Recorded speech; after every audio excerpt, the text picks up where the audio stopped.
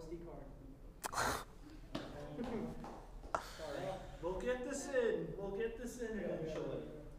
Aww. And it's the way he came up here and was like, did we do anything? And we were like, yeah, we got it. Alright, we're bringing intro music. Do it live.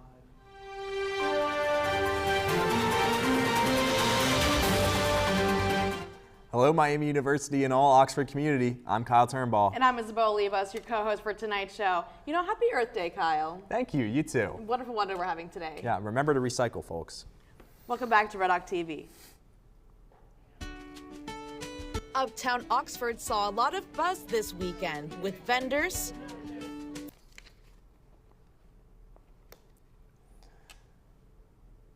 Last weekend, our team walked High Street to catch some local festival fun at the second annual Bee Festival. Here's a look. Uptown Oxford saw a lot of buzz this weekend with vendors, food trucks, games, and of course, bees. On April 18th, students and locals enjoyed the now annual Bee Fest. With over 60 vendors, Oxford's unique festival honors the local community with fun-filled activities for all, supporting resident-owned businesses and organizations. Dottie Thacker, an Oxford resident, shares her participation and gratitude for the event. My name's Dottie Thacker, and we're here with the Oxford Brave field hockey team.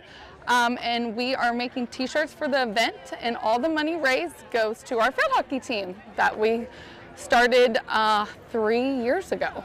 Talawanda cut our program, so we had to start a new club for the girls that still wanted to play. There is anywhere between 15 and 20 girls. Seth asked us if we would want to do it and that the money could all go to the girls if we were willing to do it, and he let us do it again this year. So it was a blessing for us because it cost about $12,000 to run our club. Tom is our designer, and last year it was a different design.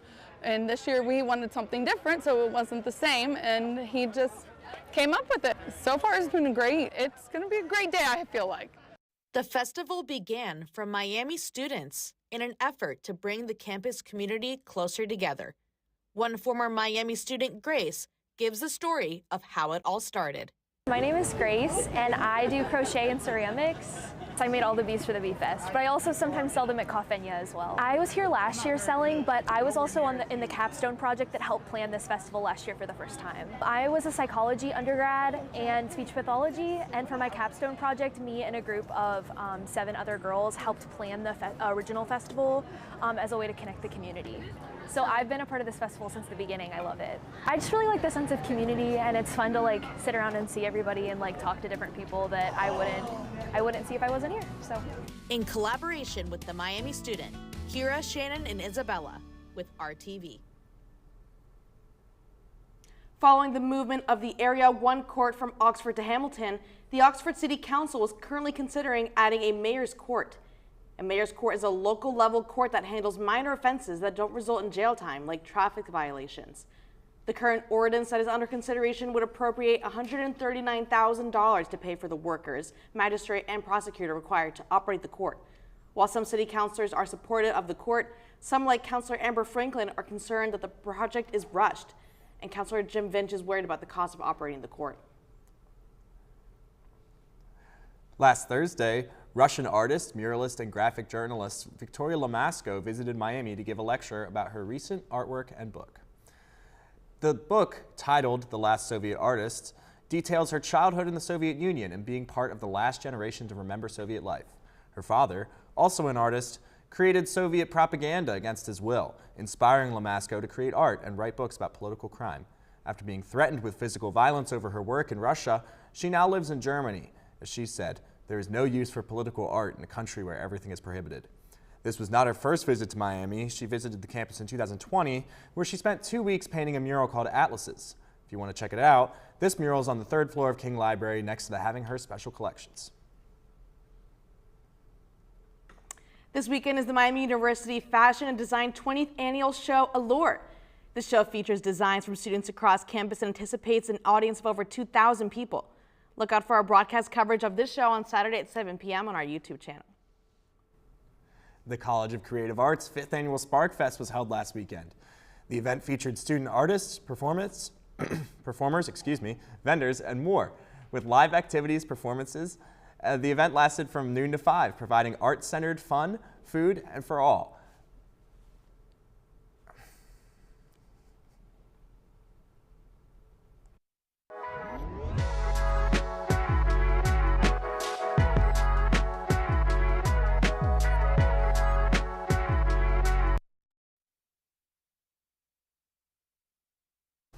Hello and welcome back to the Miami Sports Update. My name is Andrew Elvis. Thank you for tuning in.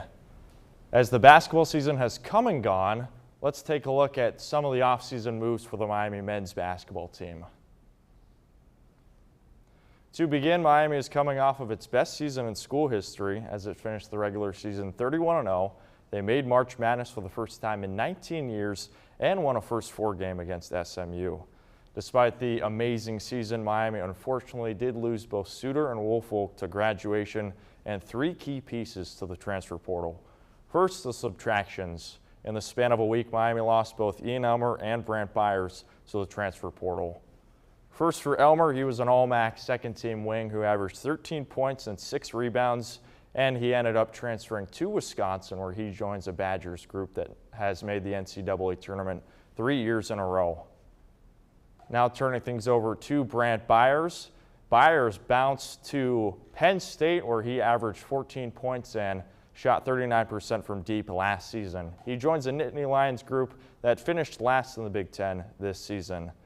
And lastly, the Red Hawks did lose Trey Perry, and he transferred to the Sun Belt Conference to play for the Coastal Carolina Chanticleers. The freshman this year averaged 6 points, 2 assists, but showed a lot of promise coming off of the bench. Now the good news, with an awesome season like the Red Hawks just had, Travis Steele was able to bring back 11 of the 15 players from last year. Some of these names include Luke Skaljak, Elmar Atlason, Justin Kirby, and Evan Upsara, who was a starter before he got injured in December. Additionally, Steele was busy in the transfer portal as he was able to snag 2 high potential players.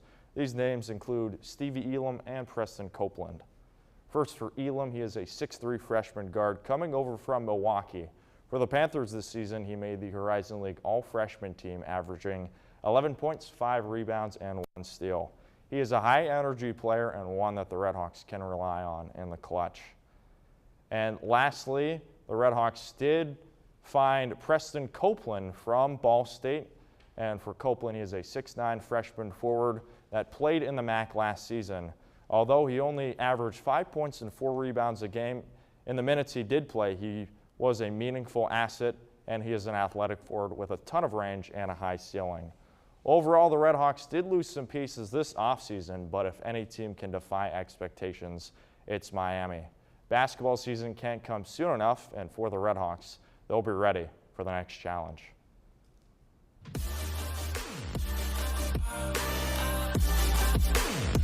Welcome back to gaming with Boston and Landry. I'm Boston. And I'm not. And today we're going to see if the PlayStation turns on.